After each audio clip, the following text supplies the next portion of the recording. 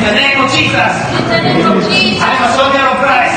Soldier of Christ. My worship will increase. My Worship will The increase. worship of the enemy worship of the enemy. from now on From now on, will be decreased. will be increased. And every decrease is the increase of my anointing.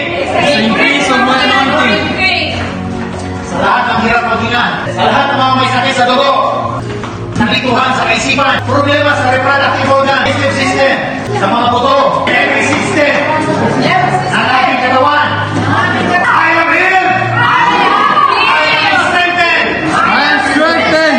I am delivered. I am delivered. In the mighty name of Jesus. In the mighty name of Jesus. And everybody say amen. Amen. Palapakan natin ang Diyos na buhay. Sir, kumusta? Kumusta?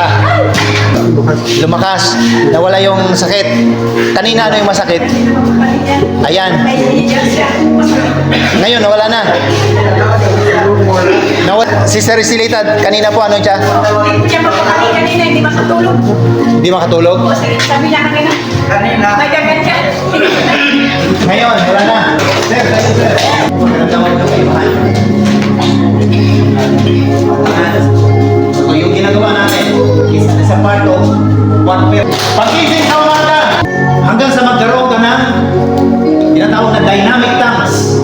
Bago kayo lalabas ng bahay, gawin nyo yan. Self-healing and deliverance. Maging pagpapala yung mga kamay nyo.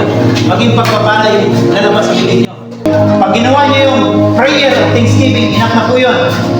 Alam na yan ng Panginoon kung anong mga pangangailangan natin. Amen? Then afterward, you can prophesy. And through prophecy, sometimes may vision yan.